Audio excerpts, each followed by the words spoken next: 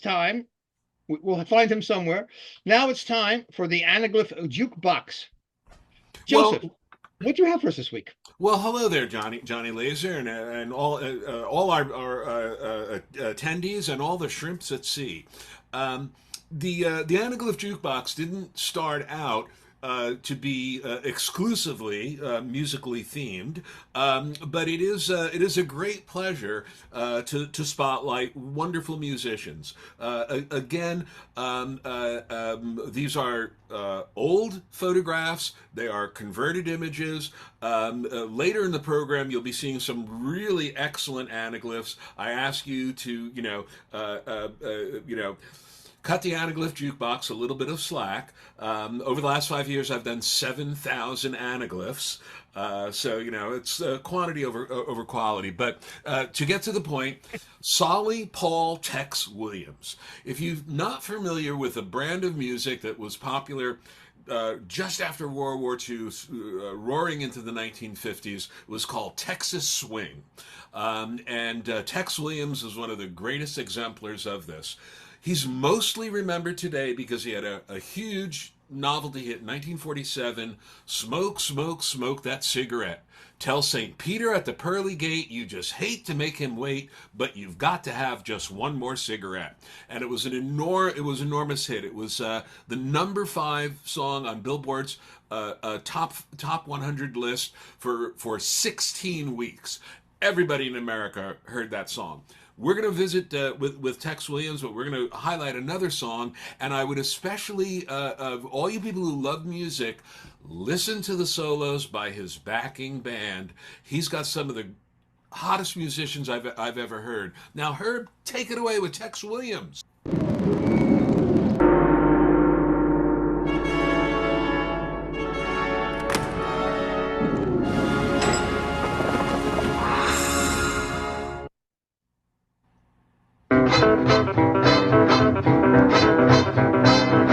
Way down yonder in Tennessee, there's a little old homestead RFD. Mountain folks gather from miles around just to hear that 8-beat rock the ground.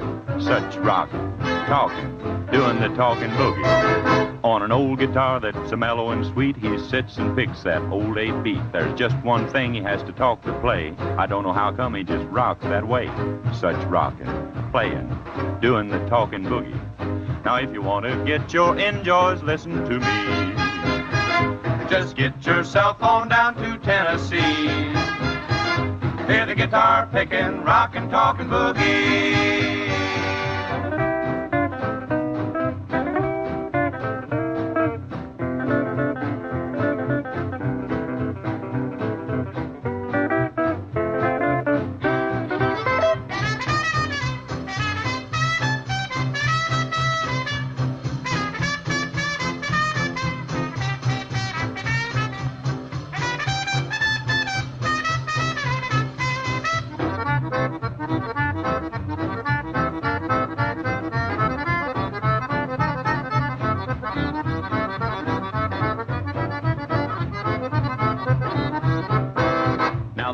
Has to play the boogie and talk, cause if he don't talk, his fingers balk. He says, bring me some chicken and good home brew, some possum and taters and ham bone too. Such eating, talking, doing the talking boogie. Now when the moon comes up, he just won't go to bed. Grabs his guitar, beats time with his head. His feet keep a tapping, his fingers keep a moving. It's the 8-beat sleep, you know he's a grooving. Such sleeping, snoring, dreaming, talking boogie. Now if you want to get your enjoys, listen to me. Just get yourself on down to Tennessee. Hear the guitar picking, rockin', talking boogie.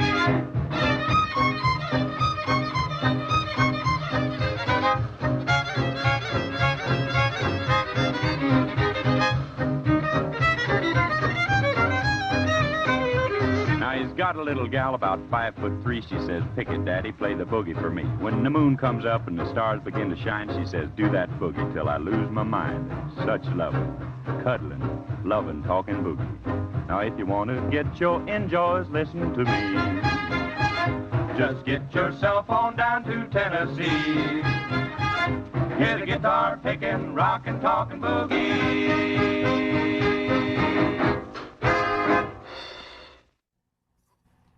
in the unlikely event you don't know these people, Jim Harp is a musician. He works on synthesizers. He's a phenomenal. He brought us VR continuously. Oktay, what can you say about him? Brilliant. I think he was an architect. If I'm not, that's okay too. Whatever he was, it was a professional. And whatever he did it great. That I could promise you. Forget that phone ringing. Oktay, there you go, man. Pleasure seeing you with your million cameras. Yeah, Yeah, always I a pleasure. added myself. Yeah, I think we're all three of us are on here. And Jim, perfect. Cool. I'm gonna kill my audio for 1 second. Good, the phone just disappeared. Excellent. Now we're gonna go visit some sites and we're gonna have a little fun. Hold on while I press the share button. These are some images I took. I had the opportunity to visit Istanbul very quickly. I was just there for a week in September on a guided tour, but had a great time taking shots. And I'm going to talk a bit about. Well, anyway, here's the first one, and these should be in rooms as well. But do they ever have good stuff to eat over there? So our first night we had quite a few places right near our hotel, filled with all these delights. And I have to say, Turkish delight, you might get that over here, but it's a totally different experience over there. Really delicious candies, pastries, everything nuts. So anyway, that was my first, I think this is the first picture I took. This one I took with the iPhone 15 Pro, using just the two side-by-side lenses. You'll see there's a fair number of these images that were kind of close up because I use that phone a lot. I also had my Beam Pro, and anyway, we'll talk more about my cameras as we go. Hey, Oktay, which one do you like the best, man? Well, I try to limit sugar, John. So, as a matter of fact, as age, passes, I try to avoid the sweets. Yeah, but that's the last. It's a tough place to do it, I gotta say. Yeah, but I'm not sure how you manage it. Yeah, but when you have been living with these things, since your birth, you get used to it and don't want to eat them anymore. Okay, when you could, and you had those little fancy coffees that are also gritty, which one would you have liked? With that, I know you make the fancy coffees that are kind of. This one here at the bottom, at the second from the left, baklava. Ah, that thing. Okay, what's it called? Yeah, this what's baklava. It called? Baklava, yes. Bastella. Well, baklava. Baklava, yeah. Baklava. Yeah, you can get that here at any Turkish restaurant over here will have it, but they really make it over there. You said it a different way. I always have baklava. Baklava. Yeah. There we go. Oh yeah, I'm a big baklava guy, man. You're in New York. I'll take you to a place with phenomenal, a Greek joint. Okay. Oh, the size of huge. Yeah. I'm a big baklava fan with a cappuccino and a little Zambuca on the side, but that's another. Matter of fact, that's what I'm gonna have later. You got me hungry. Next, we'll get the next shot out. And so this is I know this was the Hippodrome. This was sort of when this was part of the Roman Empire. This was kind of the public square for entertainment and for games and things. And Oktay, you were saying these are Egyptian obelisks here. This one is an Egyptian obelisk, yes. And that one is here. It's built locally. But here, this one is the Egyptian obelisk. And this is a shot with the Beam Pro, which was I had 3 cameras with me for this trip. So the Beam Pro was sort of even though it's not got a very wide interocular, that was for more conventional shooting, and then the iPhone was for close-ups. So the one in the distance, Oktay, was built locally, or the one? Is there one to the right? Is that thing also an obelisk? The one that this was transported from Egypt on ships. And this is a structure, stones on top of rocks on top of rocks. But this is a whole single unit. You can see the Egyptian figures here. Yeah, and this area, if you happen to be in Istanbul, this is the called Sultan Ahmed area. Yeah. Here you have the Blue Mosque, and just at the left of the one at the backside, and the Hagia Sophia. Mm-hmm. Now, how long were you there, Jim? I was just there for a week, so I there's so much. I know there's a lot of amazing sites Akay This is showed also, us images of ruins, throughout Turkey. I didn't get to see any of that great stuff. I was just in the city limits on a tour. And yeah, so what place is this, Octay? this one is called the German Fountain. This is, before the start of the First World War. Germany wanted to make friendship with the Ottoman Empire. So this fountain was made in Germany and installed here in Istanbul. Therefore, I'll ask this to Jim. You said fountain, yeah, it's a fountain, yes. but you can't see it. What? Well, right. Water should be spouting out, right? You said fountain. Yeah, it's not.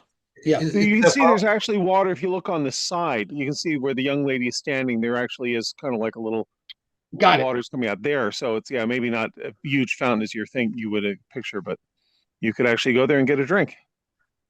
Yeah. Wow. And this is right in the same area that, this was just kind of up the block from the first picture. We're just walking towards the Hagia Sophia when I took this. And this at the background is Hagia Sophia, yes. Yes, yeah, which we'll have some pictures of later. This is the aquifer, which isn't too far from this area. And this was where this is how they provided water in the Roman days. This whole area, the pillars supported this underground cavern. There's some water in it now, but it used to, as I understand it, was like quite deep. And this was how they would get water consistently to their citizens throughout the year, regardless of the drought or weather or anything. And that was, of course, one of the big innovations of the Roman Empire was transporting water and making water available. And you see a lot of these ruins around Istanbul of the old Roman aqueducts. And yeah, this is the underwater system, they call it. Yeah. And there are very I don't know, maybe 5 or 6 of them, but maybe even more under the ground. Yeah, and this was a tough shot because I know that the iPhone does such a much better job with low light. Yeah. So I shot this with my iPhone, but you can see that I really could have used something with wider interocular in terms of the subject matter. I tried to get something in the foreground, but I was kind of torn. The iPhone really handles this low light stuff so well because of all their processing, but it's very, very narrow. So, a question to you, Jim. Do you have to go down a flight of stairs? How do you get into this place? Oh, yes, yeah, big flight of stairs. I mean, how big? I mean, 2 stories down, 3 stories down? I'd say about 3 stories, right? Wouldn't you say? Okay. Yeah, 2 or 3 stories, yeah. Yeah, it's quite, and it's definitely not. And they did tell us when when we went on this tour that you didn't want to tour Istanbul if you weren't comfortable with doing a good amount of vigorous walking, because the whole city is filled with mountains and hills. I mean, it's quite a lot of elevations, and just to tour around it, you do end up doing quite a good bit of walking. So, how's it smelling here? Oh, it's fine. Yeah, no, it's very clean, and yeah, no issues with that. In fact, I have to say, in general, Istanbul smelled great. It smelled like baklava and Turkish delight. Yeah, it was coffee. Well, I'm just wondering because it is this. So this water is flowing all the time, or it's not? No, it's not. I mean, this is collected water here. Now they obviously no longer use this, Oktay, right? No. Well, actually, I made a study upon this. This was used during the Ottoman times. The Roman times. Roman. And when the Muslim Turks came here, they did not use this water for drinking because, according to the religion, any water you use for cleaning or drinking should be flowing water. No stagnant water can be used for sanitary purposes or for drinking. So, but the Topkapı Palace, which was the residence of the sultans, there was, of course, a big landscaping over there.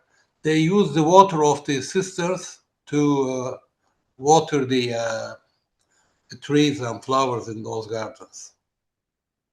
Wow. And if you look closely, you can see there's a lot of coins there. People, I guess, have a tradition now of tossing coins into making wishes. Good luck or something like that. Yes, yeah. There was a lot of coins there. There was another one. I think that's the bigger one. Maybe you did not visit that. And at that one, the columns of a very older pagan temple were used. There is a Medusa head, which is upside down. They use the columns of a old temple to support the. Yeah, no, I did see that Medusa had columns, so that, yeah, and they mentioned that. I don't have that picture in here, but yeah, we did see that. It was really striking. And as I remember, their columns had, some of them had been replaced through the centuries. So some of these were very ancient columns, but they had been kind of like brought in from old temples or whatever was left over. You know, there seemed to be they were very free about just idea, rotating them in. to put it upside down was, the Christianity was totally against the pagan belief. So they put the column upside down to show that, paganism is over and the Christianity is replacing. I got a picture of this with a full frame camera with 10mm lens. That's the way to do it, yeah. It covers all the.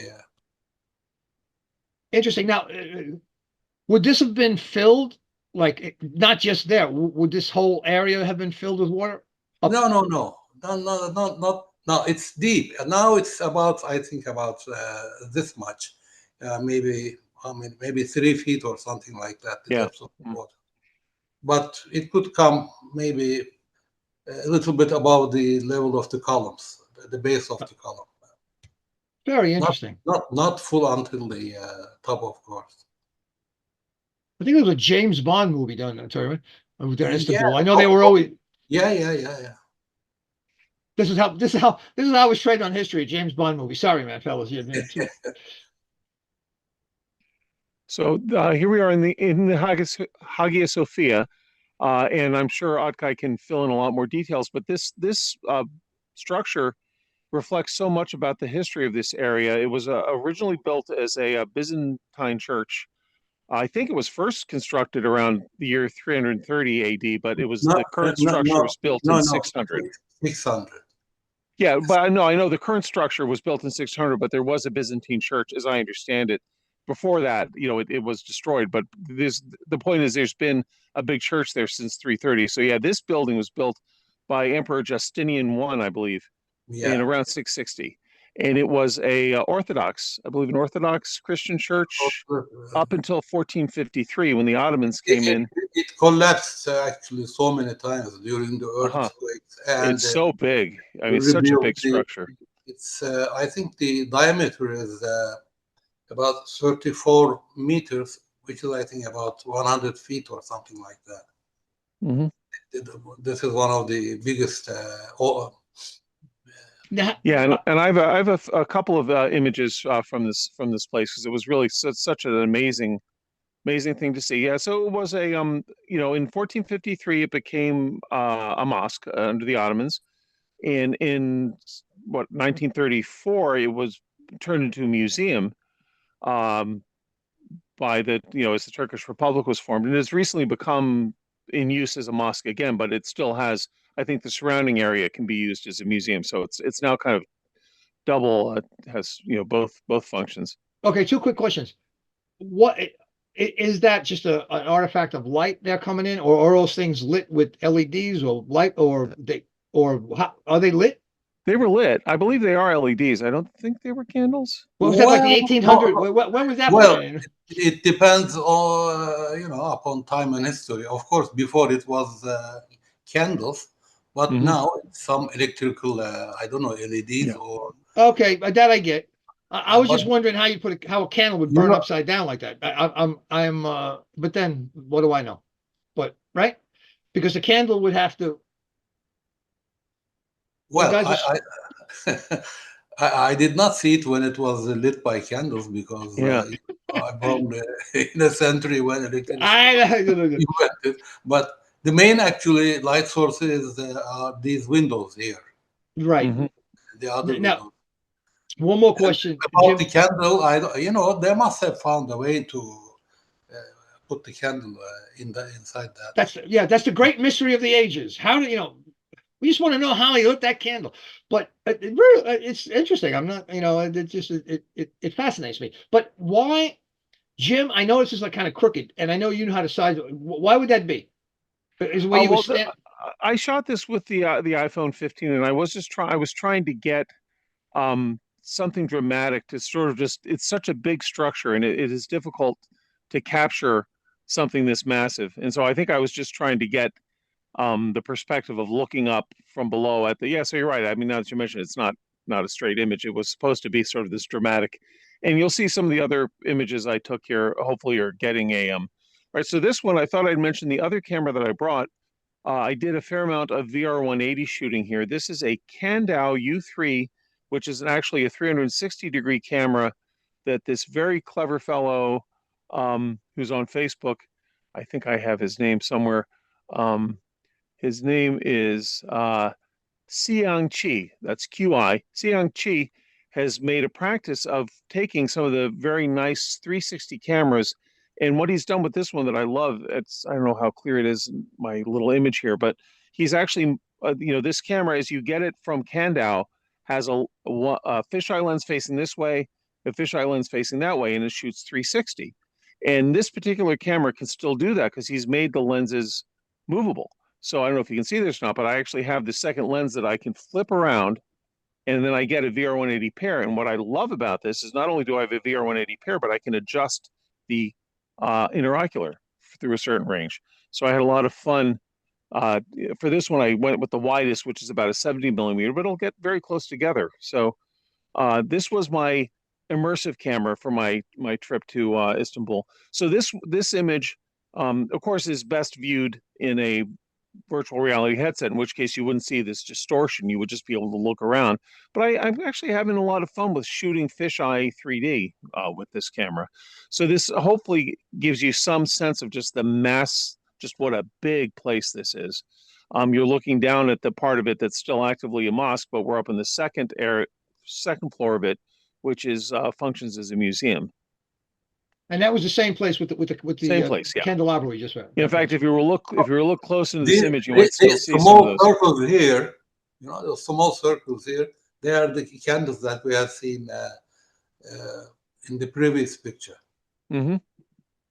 And you can just see the massive dome it has. You get just the sense of the scope of this place. Hey, by the way, I wasn't knocking your tilted chandelier, Jim. I was just curious of what. That it was just me shooting with the phone and trying to get. Yeah, I wasn't really thinking about. I wanted to get sort of that. Oh, good. And Jay has kindly put some information about the camera mods. And this was basically the same view shot with the Beam Pro. Just I thought it'd be kind of an interesting contrast. Here's that exact same place, but here it is as seen through more of a conventional stereoscopic camera. OKTAY, do they have, what events do they have in here? Or they still use it for public events, or it's just a mosque? No, nothing. Just like as a mosque and as a museum only. Yeah, and it's a wonderful museum. I mean, it's very, and I think I have some of the images. What's so fascinating about this and a number of other, as I mentioned, it was around the mid 1400s that the Ottomans, sacked Constantinople and basically took it over and converted a number of churches to mosques.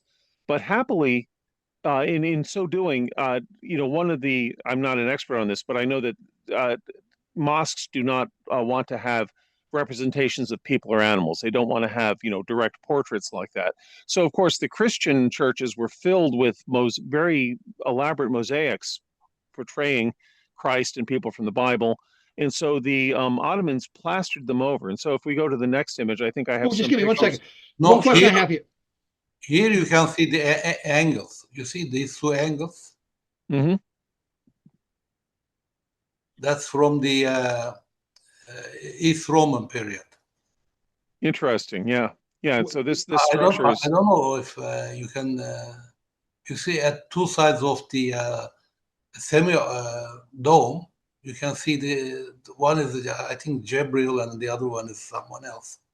Mm-hmm. Yeah. A quick question. Where is that chandelier? Can we see it from this picture, or are we in a different part? It would be over to the right. Do you see there's kind of like these windows, or you see columns, kind of in the second floor of columns? That's where I was standing. And I think those bright lines, those bright white lines that you're seeing there are the chandeliers, these bright circles are the chandeliers. So so that kind of gives you the sense of the scope of the place. I was standing way over there when I shot that first one, and then I walked over here to try to capture the the whole wide view of it. Oh, I just one quick last question, if you don't mind. Oktay, do you know what language? What is that? You know, there's a thing on the left hand side and two This down. one? There are those large discs that have inscription on it. Yeah, yeah. Can you read that stuff? Or These are the names of I don't know. One of them is the name of the prophet, and the other three are one is God. the The one to the other one left? is God. It's written in Arabic. Yeah, it's Arabic, right? Yeah. In Arabic, and the other one is Muhammad, and the other one is Ali, and it's written with Arabic alphabet. And I don't know. I can't see the other one here. Yeah. No, I that was think enough. it's one of his companions Thank you. Thank you. at four corners.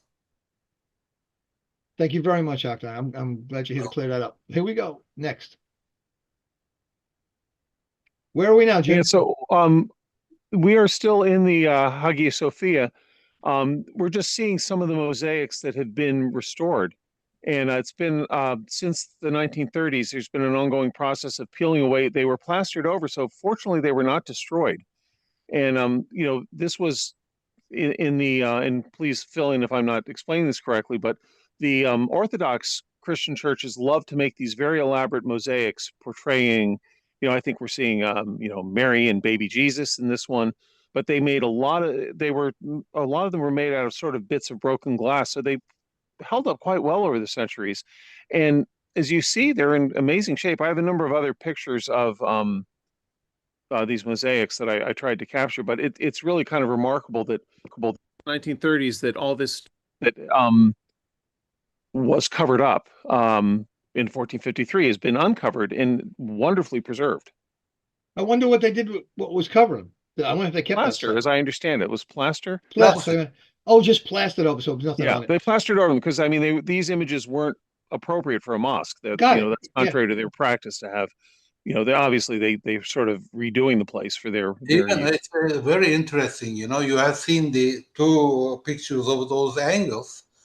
I didn't go, but as I heard, during the prayer time of the Muslims, they somehow bring some curtain down so that the prayers don't see those figures, those pictures. Yeah, yeah, because In as I understand, there has been some tension politically, and I don't know enough about it to talk about it intelligently, but I know there has been some controversy about these were museums, and then they're being, do they Yeah, still function as museums while they're mosques? Because as you say, that it's not really part of that religious practice is not to have portraits or yeah, pictures of people yeah, or animals. politics are definitely involved. Yeah, Yes. you see Well, it at the was right upper corner here. Yeah, yeah. This is called a open book marble. That's called open book. I don't know if you know. You see, it's Mhm. symmetrical. It's the same part of marble cut Mhm. into half, and one part is put at the right side, and the other part is put at the left side. Oh, so it makes kind of a it's a Yeah, it's what's the symmetrical. Yeah, that's yeah, called open symmetrical. book. That's called open book Wow. Okay. in marble technology. Yeah. Mhm. well, I'll say this much. It was thoughtful of the guys who they just plastered over it. It was thoughtful of them not to chip it out and destroy it. Think about that. That was actually thoughtful, right? Yeah. But even today, and we are using it, this technology. Yeah, all right. Now this one this is the plaza over by the Spice Market. Yeah. And I thought I'd talk a bit about how I took this image because I've been for years frustrated with trying to get good shots of birds in 3D. So I had my Beam Pro, and this is a still frame from a video because I wanted to get exactly this image, and I just don't want anyone to think that I'm a skilled enough photographer to capture a bird in flight like this because I'm not. For years I've been frustrated, but it was very nice to be able to get a video. The Beam Pro does a good enough job with the quality of its video capture that you can take a still frame. And I think in this case, I took the still frame using VLC where you can just capture a still from a video. Put it into Topaz to double the resolution because their videos are HD, and I wanted to be able to have 2160 pixel deep images. But this is, so, and this is also, you can just kind of see the city laid out in the background, and you can see some vendors here. But I just had a lot of fun trying to capture birds here. And the question on this, what settings were on the Beam Pro? No, no, is it because I don't use it Beam much Pro, of I didn't video. know the Beam Pro had settings. There's that. Well, there's no 60 frames or any of that kind of stuff. Oh, I mean, it shoots video. I believe it shoots Yeah, 30 frames per second HD. Is that right? Okay. yeah. I mean, it's very nice video. You know, it's not the, Jim, that you can extract acceptable still pictures from Beam Pro. yeah, and that's exactly what this is. You know. Yeah, maybe I should be thinking that way when I'm using that thing a little bit more to shoot more video. That's well, nice shot. And again, this is I guess this is a tourist plaza. What is this? Just one Yeah, last. it's just At the right, these steps at the right are the entrance of a very big mosque. This is another. This is called the end mosque. Actually, at the background here is the Bosphorus, but we don't see the. Maybe you can see some parts of the ships here. Mhm. Well, But yeah, I that can. is a great thing in Istanbul is you're often walking right around the Bosphorus River, Yeah. and it actually has two sides. Am I correct that one side of Istanbul is considered part of Europe, the other side is considered part of Asia, and you know it's the Bosphorus River that divides those two continents. I'm No, going to pick it up a little bit.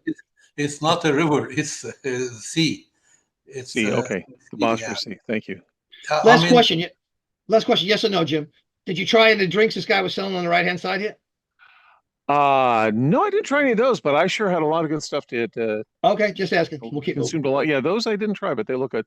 This is, and as I mentioned, that plaza was near the spice market, and so I wanted to get some pictures of. That's one of the many wonderful things you can buy in Istanbul. So this is just a collection of various spices, teas, and also this was a really nice place to buy Turkish delight, which we got a good amount of. What do you got? Detox tea over there?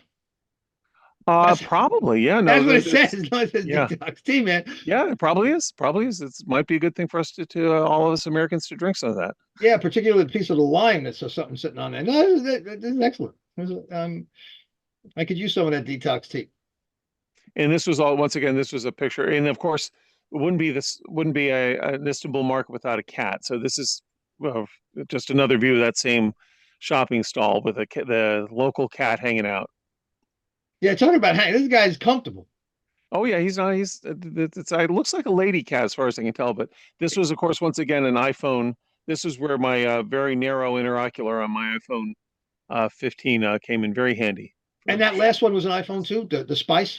No, I think the one before that was the Beam Pro because that was where I was shooting the video and then capturing a frame from the Beam Pro, and you can see that had a wider interocular. That was how I was shooting, and many of us have this. We'll have one camera that's narrow for close-ups, one that's a little farther away. And in this case, then I had the VR180 for capturing the absolute widest angle. So I sort of those were my three cameras I traveled around the city with, and this is a cemetery with I believe this was outside the Blue Mosque, but I'm not 100% sure if I'm right about that. Well, it's close to the Blue Mosque, but it's not outside of the Blue Mosque. Mm-hmm. It's, I think, the dome structure we see here at the background is the tomb of one of the sultans of the Ottomans. Mm-hmm. And this is the graveyard, yes. Yeah. Now, do they stack them up on? You know, is those separations? Is there like many tombs below that, or is just one person laying in? No, one person only. Okay, gotcha. And these are, I think, important people because they are in the courtyard of the maybe, of course, his relatives or his ministers or I don't know. Got it. Of course, that would be interesting. Unfortunately, we can't read the old script now. I was just about to ask you that. I figured you were a genius, and you were just going to tell me, "Oh, it says Charlie was buried here," but got it. All right, so this is inside the Blue Mosque. Again, 360 lens. Yeah. This is the VR180. It's a VR180. And so this would, in a VR headset, it would not look distorted like this. You would just be able to look all around it. But I don't really have any way effectively to show those. We have at times been able to get VR rooms set up for our show, and if we ever do that, I'll make sure I put a whole. I have lots and lots of VR180 I shot over there. And what mosque is what is this place? This is the Blue Mosque, the Blue Mosque. You said that. Yep. which is that big, as you can see, it's another massive and this is for pretty close to the Hagia Sophia. We're all Yeah. kind of in the same neighborhood here. So that's why if you have a 1-day layover, if you're flying through town, this one, let me make sure I believe that this one is the Rustam Pasha Mosque. I think that's what this is. This is a smaller mosque. One of the things that was, I think, unique about Istanbul and Constantinople before that was it was one of the only places in the world you could get blue dyes at that time. I guess they had minerals that were blue, and so it was quite prized. You don't see a lot of blue tile or anything in old European churches. You don't see any really. So this is a uniquely something unique to this part of the world. So they you saw some beautiful blue colors in these places. How they light the candles in these has still got me. Here's another one. So someone's gonna Wikipedia this to figure it out because yeah, goes to show you how dumb I am. But that's a circle inside a circle, right? The circle, circle, circle, right? Is that what was happening with these, right? Yeah. Yes, yeah. That's I think that is hanging from the center of the dome. Yes, yeah. And you can see it is, as you say, Johnny, it looks like it might be a spiral, but it is, I think, 3 different circles, 3 different circular chandeliers, all kind of concentric. Last question, I promise. Does that move at all when you're in it? Is that rocking? No, No, it was quite still and a little intimidating to be standing. You can see the people, you have the scale of it. If you look down at the lower left corner, you can see the people standing there. It's still, even though this was a smaller mosque, it was still quite a big, impressive structure.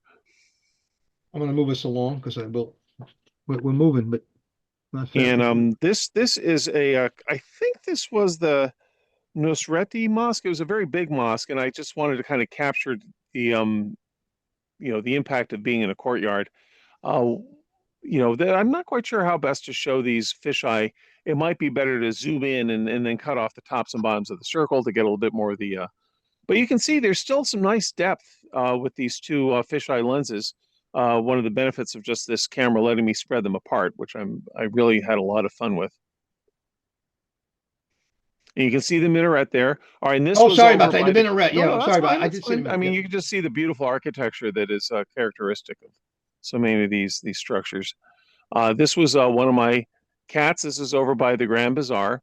The Grand Bazaar, the spice market, as far as we could tell, a lot of local people will use that. People will go there to buy their spices. The Grand Bazaar seems to just be for tourists. It was, just exactly. It's for tourists only. Yeah. I don't think anyone who lives in Istanbul goes there to buy. I buy spices, but not from the Grand Bazaar. Yeah, I wouldn't think so. But anyway, yeah, I had so much fun with these cats, and this one was. You see, the cats are quite used to posing.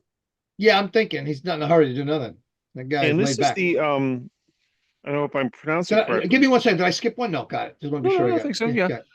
This is just some more capturing of. This was the Kora Mosque, which was a church before that, as with Hagia Sophia, and this is another location. And I have a couple different pictures. This was sort of my attempt to capture just the whole scope of the place. But you can see the whole ceiling is mosaics, very elaborate mosaics that have been restored. They've been basically uncovered, that were covered for centuries, and this place was filled with them. It's just amazing to see this beautiful work that might not have been the intention at the time, but was beautifully preserved for the centuries by being covered as it was. Yeah, look at that. They did him a big favor by covering it up. Yeah, right? Yes, it happens. Yeah, I'm not sure. I probably would have been quite worn out had it been exposed to the light for all these centuries. Are we still in the Blue Mosque? No, this is the Kora. You said that. Mosque. Yeah, it's a smaller structure. Yeah, and here's the local cat who was in charge of the one room. Do any of these cats actually are they ever awake? I mean, what's the deal, man? It's a pretty laid back job being an Istanbul cat. As far as I can tell, it's a very relaxing thing to be. I'm thinking they got the laziest cats on the planet, but that's pretty cool. I mean, I'm not knocking it. Good for them. American cats are really not known for their industriousness either. People constantly feed them. If you have noticed, in front of the shops there is cat food in some plates and water, so that they don't get hungry. Hmm. And obviously they don't come up. Do they bother you at all, Jim? Oh no, one time I was at a restaurant and there was this one cat who knew that he could get something from me. Yeah, But I made him pose. I made him pose for a couple of 3D pictures. So believe me, it was a fair transaction. Yes, he that's got some of my food, and here's just some more details of restored, some of the restored artwork at the Cora Mosque. This is another one of these places that's functioning, I think, as both a mosque and a museum. Um, you'd and never in 2D you would never appreciate that relief. But you were well, saying yeah, something. this was definitely this was a nice thing for the close up with the Apple stereo camera. Um, it is all this artwork is at least from the 15th century, if not earlier. Now, one quick question before we get on to it. Does that new Apple phone camera, what do you want to call it these days? Mhm. Does it play really nice with that um, looking glass gadget? Is that to make them happy, or do they? You got my I point. Is think it you can be easier? used with it, but it's there's probably Dave Camo would be the guy who could really tell you that.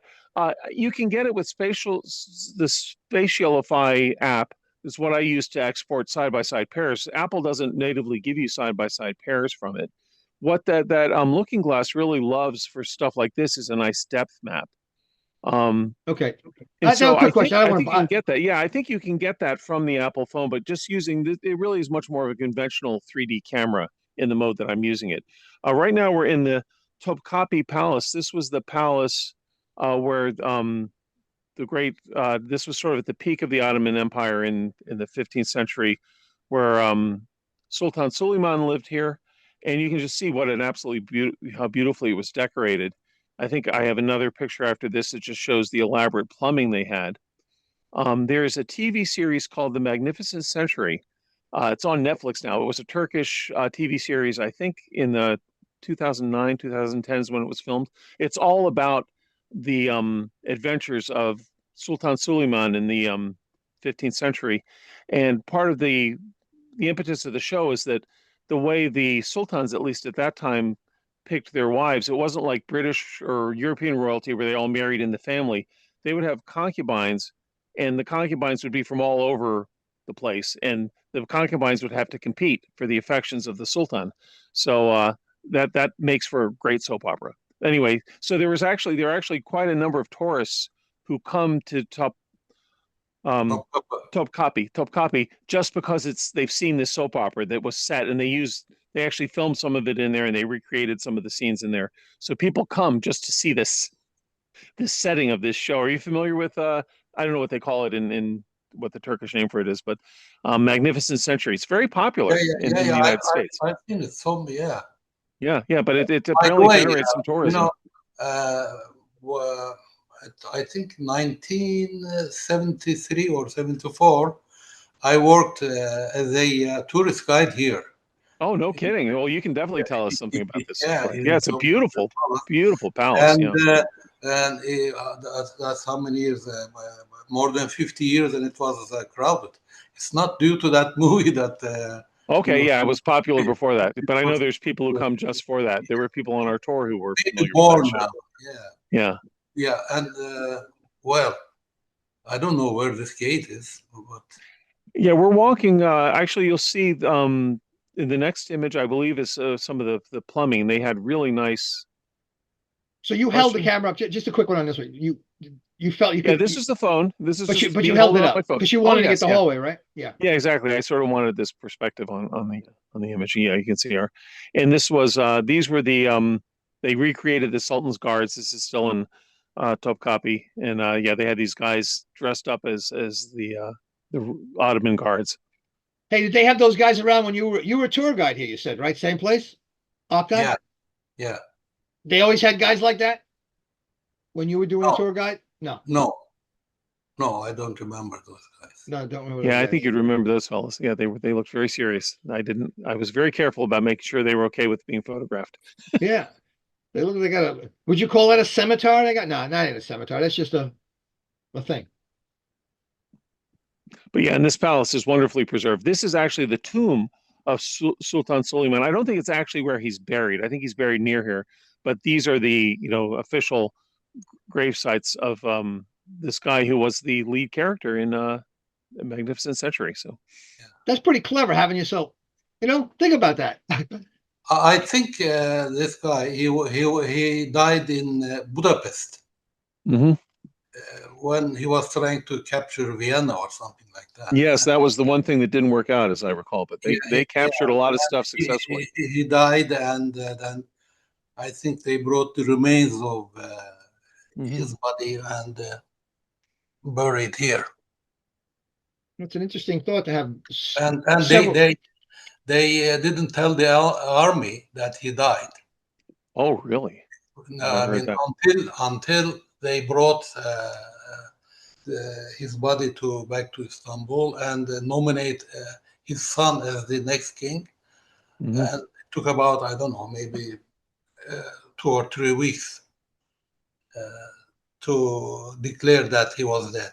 Yeah, because you don't want to take the fight out of the boys. You want them to keep fighting, right? Yeah, exactly. Yeah. That's what are we doing this for? You don't want to give them one of those thoughts. That's unwise. And this is outside the Topkapi Palace. You can see I believe that's the Bosphorus there, and you get kind of a sense of the the palace is right there on the ocean, and that's the ocean there, right? Well, that's the Bosphorus. Yeah, that's the Bosphorus.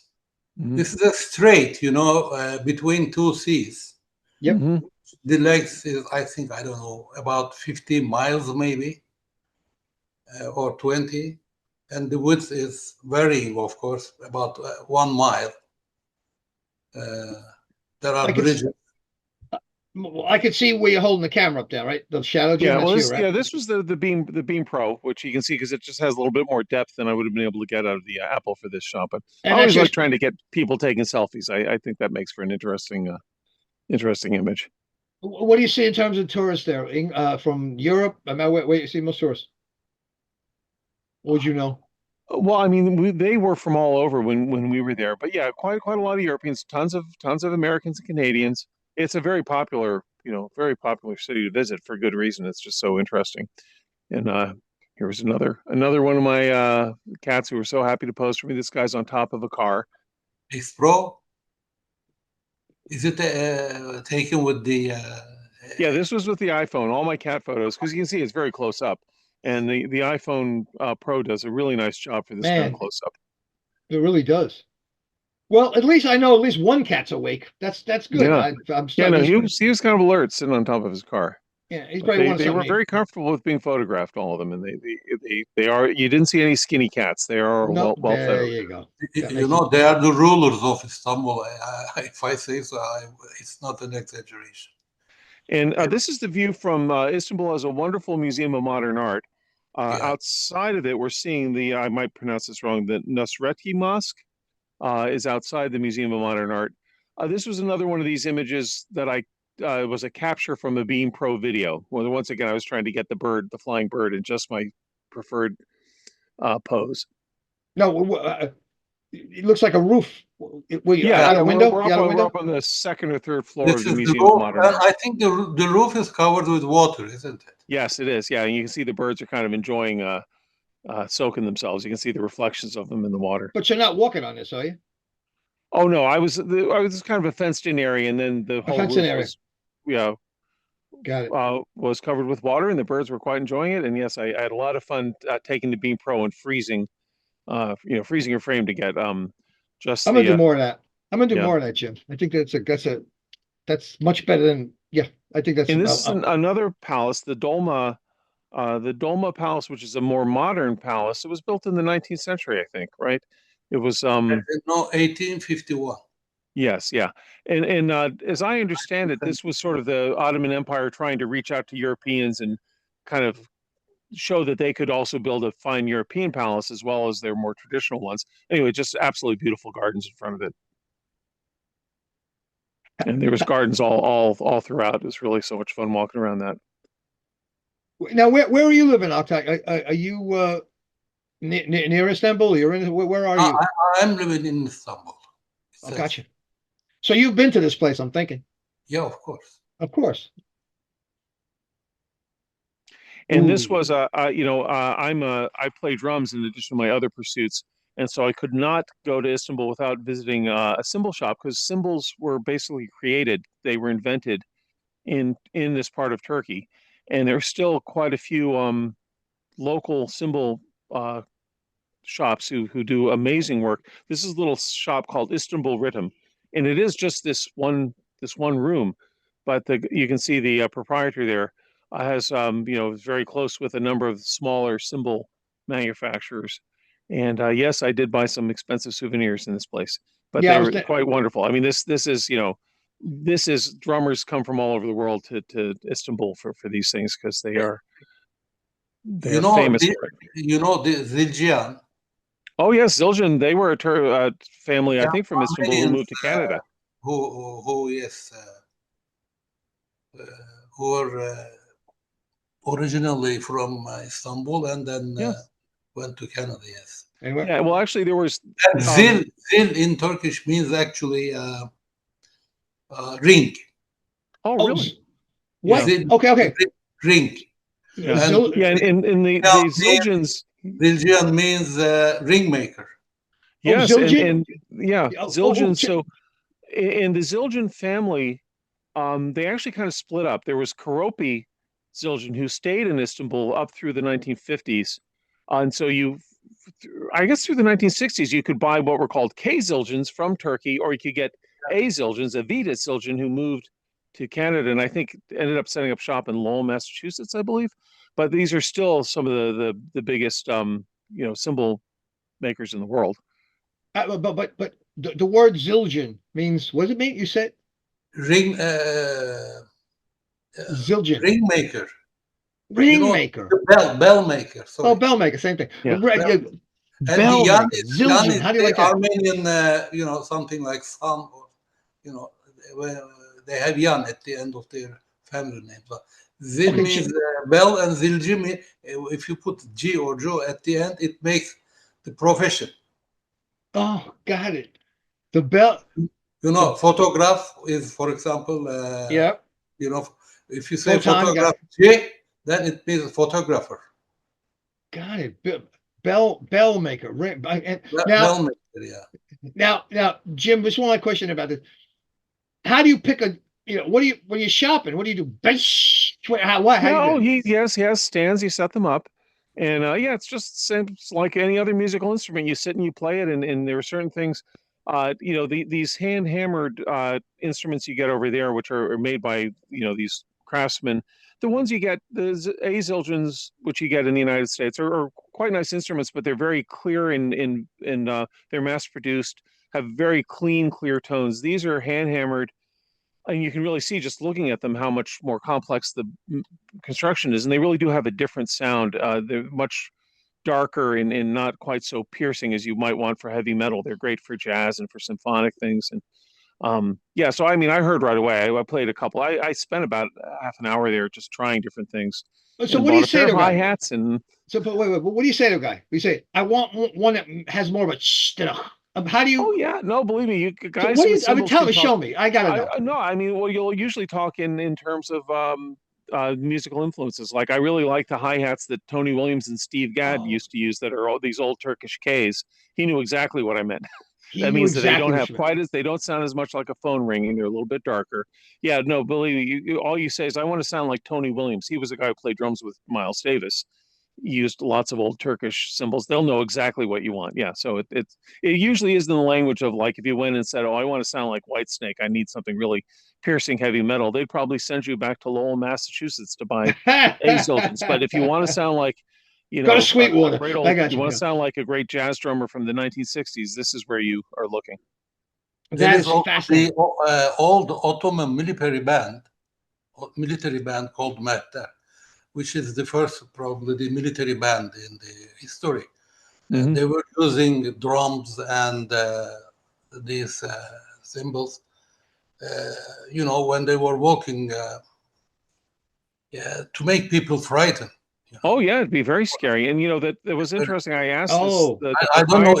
Sometimes they make shows. I asked if there were any museums or any places where we could see cymbals, because the oldest cymbals I know of are from the 1920s or 30s.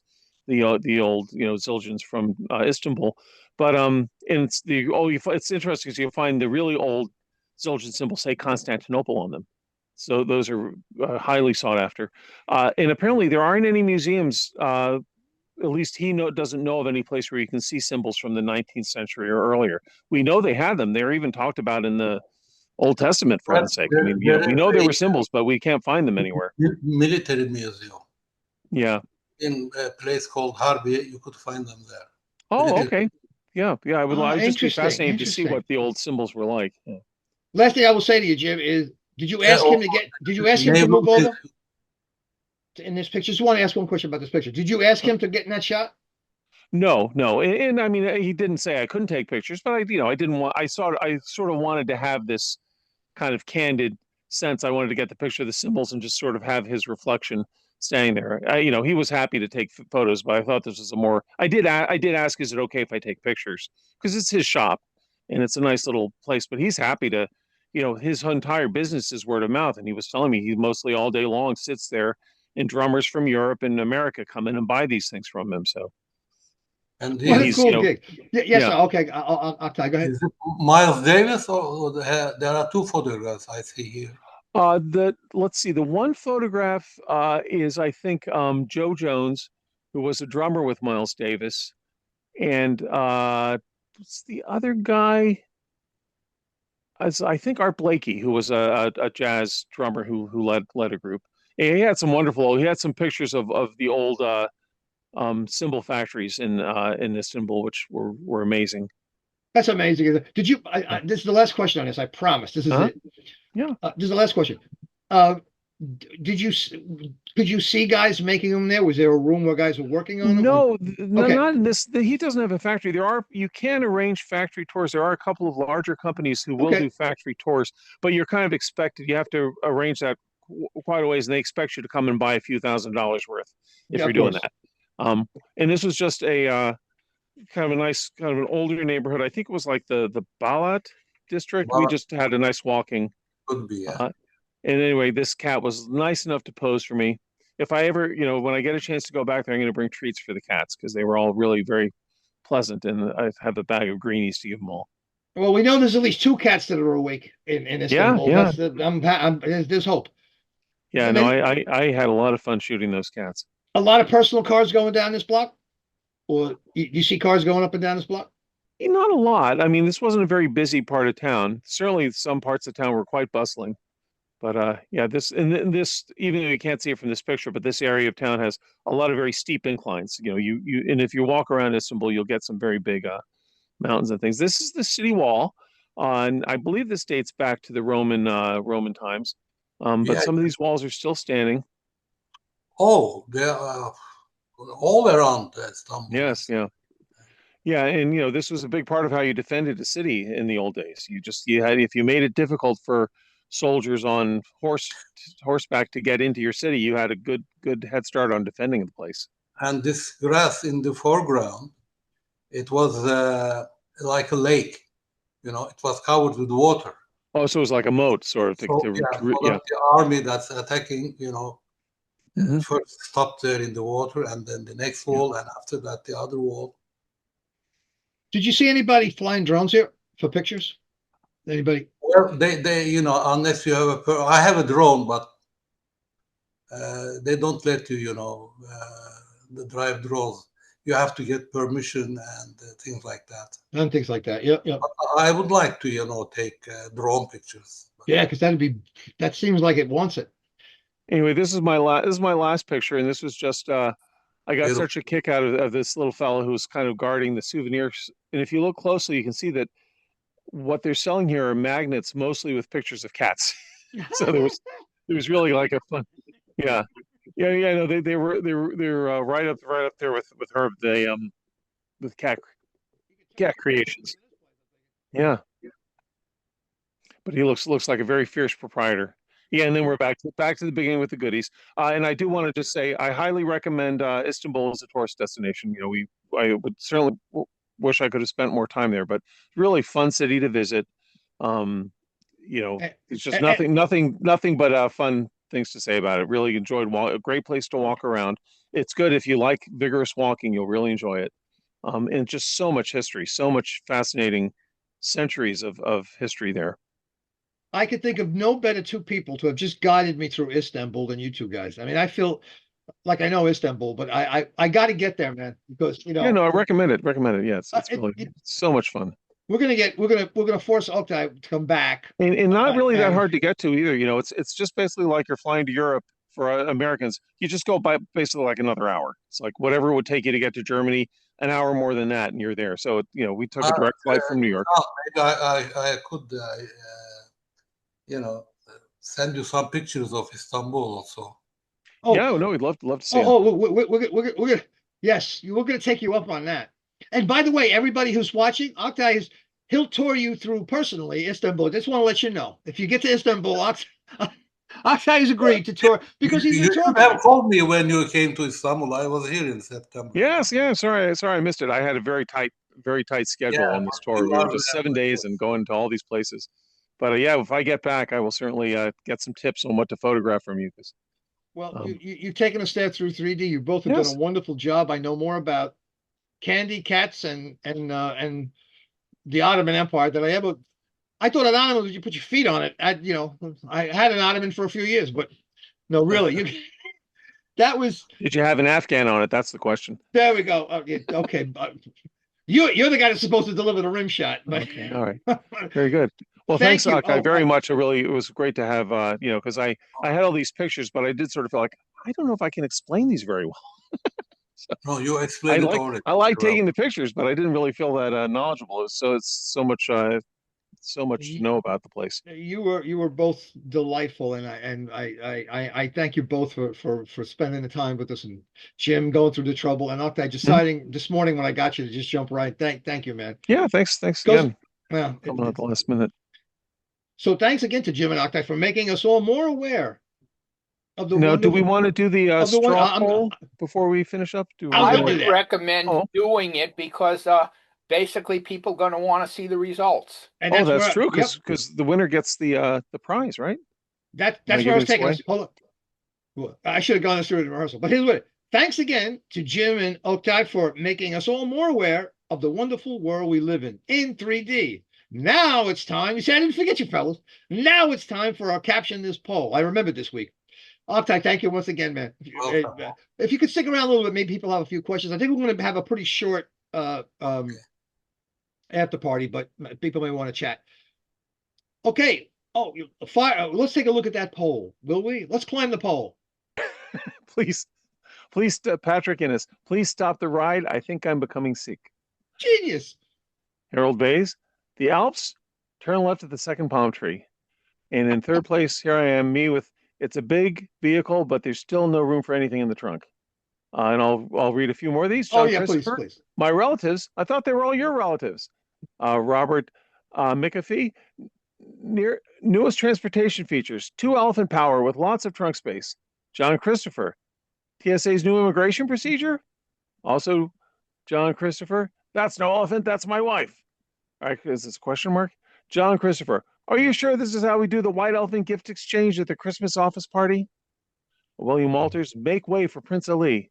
William Walters, sorry if it's truly from India. Versus Agrabah. Oh, good point. Bob Aldridge, sadly, nobody wanted to talk about the elephant in the room. We have a few more of these great quotes. Kurt R., Please. when your Uber arrives and it's an elephant, but you still give it 5 stars for style. And Paul Hutchins. Oh, Paul actually sent us some information, but I'm glad he also sent us the caption. If you think this is impressive, wait until you see the dung beetles following the elephants. Andrei Jablonski. Dumbo the elephant has nothing on me. Fred Lauder. Trunks for the memory. I like that one. Volmner. Rajasthan King's Procession. Michael Caine. We are leading well, Mom. Michael Caine. Just do not make the elephant disappear, Houdini. Good point. Oh, we we'll had keep a lot of going, these. We man. had a lot of these. Michael Caine. John Christopher. I only asked to make a trunk call, but this is ridiculous. Anyway, thanks everyone for all those great captions. And yeah, that was always fun to take out these classic views and they're great. And okay. And we also got some good information about what the view actually was. It was a procession in Delhi in 1904.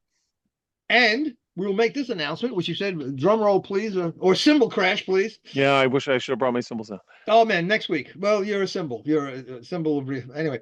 There was something behind it, but now it's time for we did the poll, and oh yeah, now it's time for this announcement, special announcement for the next 3 polls because it's Christmas time and time we want to give a giving time. So the next 3 weeks, the guy who gets the top, there's no winners. You're all winners. That's hysterical. Look, I'm not just saying that. That is hysterical. Those are great. That's brilliant, fellas. I got to steal some of those because they're too good. If you see me using them, I'll give you 1%. So anyway, over the next 3 weeks, the guy that gets the top one, or the lady who gets the top one, the person, will get one of the drum roll, please. There's a drum somewhere. Cymbal crash. One of Herb Wiener's calendars. Calendar. Let me say it. So over the next 3 weeks, the generosity of Herb, we will have the winner will get the calendar. Now, before you send me out, okay, thanks for it. I said that already. And this part of the program has come to an end. Now we change gears and head off to the after party. Hang around a bit because you'll be able to speak to Jim and Oktay for a while. Big thanks to this week's guest, a wonderful Oktay, and a wonderful job that Jim did. Thank you for taking those great pictures and taking us on this journey. Herb, you can take us out, and I'll catch you on the way out. Share your joy, count your blessings. See you in a little while. Paul has done. I tried to kind of think of the number of photos he puts out and how he kind of like takes you through different aspects of the places he visits. That was definitely what I was after. Apparently, not making 3D journeys for the New York Stereoscopic Association, but Paul has put in a lifetime of travel and photography, and much of it 3D photography. Now actually, he there's a lot is of a interesting senior stuff and in he's the chat. retired, and it's wonderful that his texts and emails to me are all filled with plans for future trips and more 3D journeys. Well, that's great. Yeah, no, we're very fortunate because that was about my one trip I've done since 2020. So that was my big travel for. Now when you showed the shots, the two. I'm an American. Here's how I know geography from movies. One of the shots was used. One of the locations was used in a shot in the James Bond film From Russia with Love. And then when you were in the Topkapi Palace, there's a 1964 caper picture where a robbery takes place at the Topkapi Palace. Oh, no kidding. Melina Mercouri, Akim Tamiroff. I think Maximilian Schell. It's kind of a precursor. Well, it was around the time of Ocean's 11, so it's a big screen, lots of stars, international caper picture with extensive photography, location photography. Oh, that sounds like fun. Yeah, and interesting to search that one out. Yeah, we had a couple of interesting comments on the. I had mentioned about blue pigment being something unique to that part of the world, and Jan Robert Williamson kindly added that blue pigment comes traditionally from cobalt. The Egyptians mixed limestone and natron with azurite or malachite to get blue. But yeah, I know this was kind of a unique to Istanbul at that time. They were sort of showing off when they made these mosques entirely blue tiled.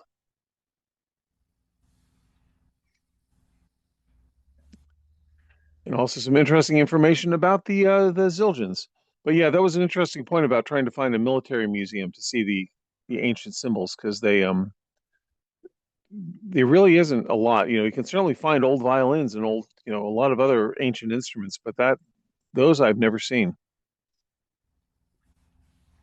As a non-musician, it's fascinating for you to when you were describing the difference, I guess, between the mass-produced instrument and the handcrafted instrument. And amazing to me as an American that you could use those references. Oh, American jazz great drummer X What do Mhm. you know? Yeah, I mean that's Yeah, and especially in the symbol in that particular business that it's very much, and it's true of actually a lot of musical instruments. The famous artists who use them kind of become the defining, marketing.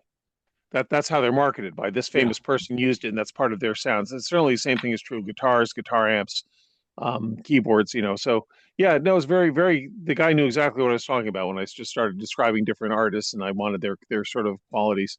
He knew exactly what to bring out. And Jim, how long ago was the symbol created? Well, that's a good question because they are mentioned in the Bible.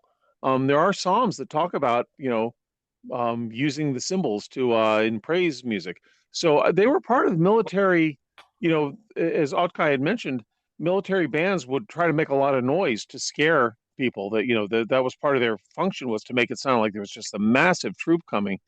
Um, and they would, so they would have drummers and cymbal players bashing away. So I don't know. That's a good question when they were invented.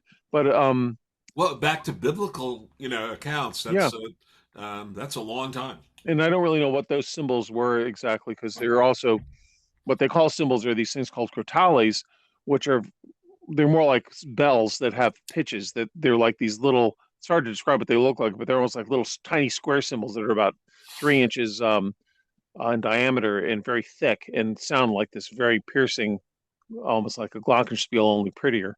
So those were also called symbols. So it's hard to know exactly what. It would be an interesting thing to study, but My favorite, my favorite part of the entire New Testament is Jesus' sax solo.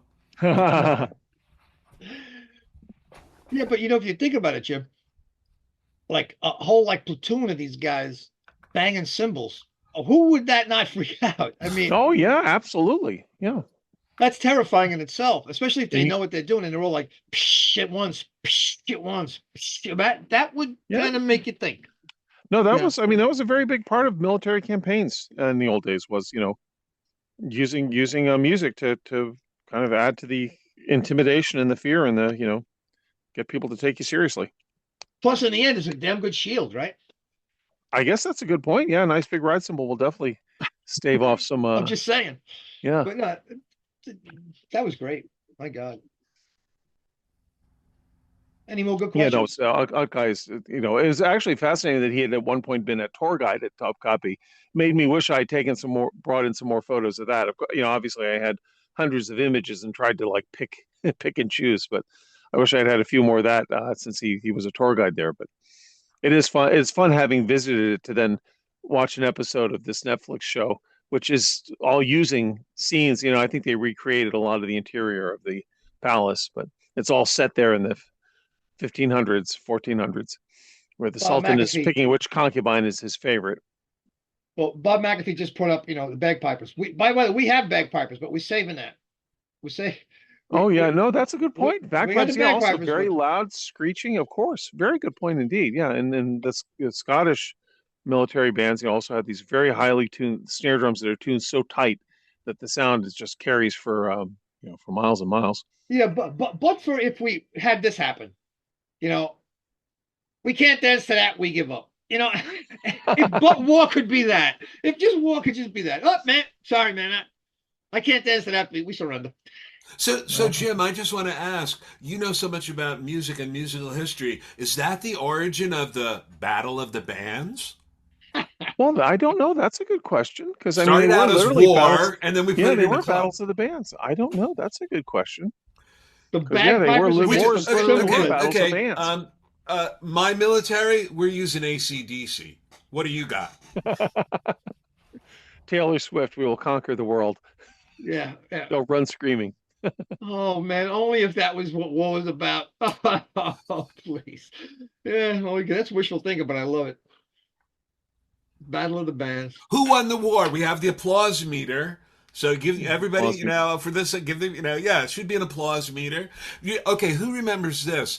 Dick Clark Bandstand, they used to actually give a number grade to records. And one of the most common ones, they'd go to the boy, a couple was dancing, the boy would say, well, I don't know, Dick, it's got a good beat and you can dance to it. I'll give it an 85. Yeah, right. Oh man. Well, hey, listen, that that was the right choice this week, Jim. Yeah, that was as as Joe said, and I'll of course reiterate, try to say that word twice. Yeah. It was great, man. You took us on a nice journey, and I'm glad, Yeah.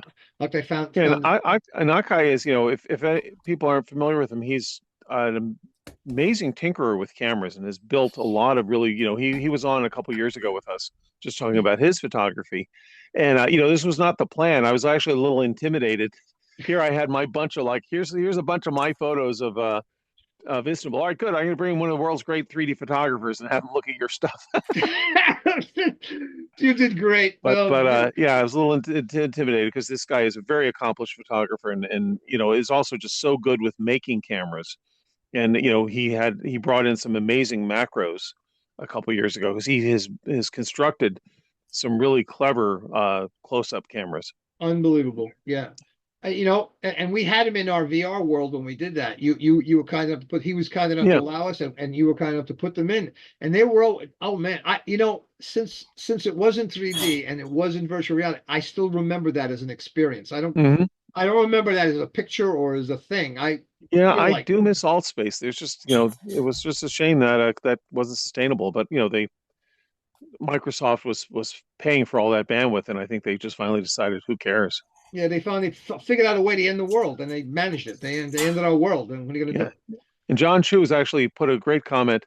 Yeah, that if you're wondering what I'm talking about in terms of why I would go to Istanbul looking for symbols, if you listen to Kind of Blue, that is that, this very rich, complex sound that the symbols are, you hear them on those old Miles Davis records. You hear exactly what Thank people you. people go over there for. Who who said that? Much Who said that, Jim? Who? John Chu, thank you for that comment. Yeah, man. But yeah, Thank you. that's true. Thank you. You just put those records on and you hear right away. You hear this very rich, and it's not this bright chimey thing, which of course you need that if you're trying to cut through a wall of guitars and Marshall amps. You need something that's really piercing and has a lot of high frequency. But it's a much different instrument, really. Yeah, when that subtlety, man. And Yeah, you know what? exactly. The other thing was too, when they're not those great players, uh, the players who are playing with them do not. The players playing with them are keeping their own time. The drummer is free at that point. Yeah, exactly. He's He's not the it's not metronome. like, No, yeah, he's doing his he's thing, just sort man. of joining in the color. Yeah, they were all in time. Exactly. Musicians these days need to use the drummer as a metronome. Well, You and know, a lot of them. This is partly just for the nature of what they're doing with these very complex shows where there's video, there's all these things. They have a click track in their ears right? because they need to be synchronized with what else is going on in the show. Um, so yeah, it's a much different, and that's a great skill. I'm not denigrating anyone who can play drums with the click track and make it groove and deal with all that stuff. That's interesting. Robert's asking, do you do spectral analysis on the symbols to select? Uh, I'm not aware of that, although I wouldn't be surprised if people are doing that. But it really is more the sort of thing where you use your ears. In other words, you just hear the qualities because it's kind of a hard thing to quantify exactly. But there might be people who do that. So the difference between a cymbal and a gong is generally flat, although it might have a little bell in it, but it is, yeah, that's a good. What does distinguish it? A gong is, it's a good point that it's not that crystal clear of a difference. Gongs are usually bigger, and they're more designed to have just this very long explosive sound. But that's a good question. They're really kind of like just cousins. And you could certainly argue whether something is a cymbal or a gong. If you drill a hole in the middle of it, is it a cymbal? Um, that's actually a very interesting, very interesting question. Yeah, and actually, I used to work for Vic Firth, the drumstick company, when I went to New England Conservatory. Good point. Yes, gong is a deeper sound, but Robert's asking again. We actually at the Vic Firth drumstick factory, one of the ways he marks his sticks is that they're matched. They're going to sound like matched pairs. And part of your job was you get a big box of sticks and you'd have to bounce them on marble. And you'd have to listen to the tones of them and get them where they were very close in the resonant frequency when you drop the sticks, then put those in a bag. That was my job I did one summer. It was matching drumsticks. But all that stuff is a younger man's job, right? Because your ears, you start to lose high frequency, man. I was very happy I got into other things pretty quickly. Yeah, yeah. Yeah, But you start to lose high frequency, so that it wasn't symbol, actually that loud though. But yeah, you're right. As you get older, you I wouldn't mean, be able just to hear it. Yeah, you're you- exactly. Yeah, I'm sure I'd be not as good at that job now. that rolls You off, barely man. you barely hear people talking. Yeah, so. Yeah. Anyway, we're at our quit time. And Thank we have a great show next week too, right? So everyone come by. next week, right?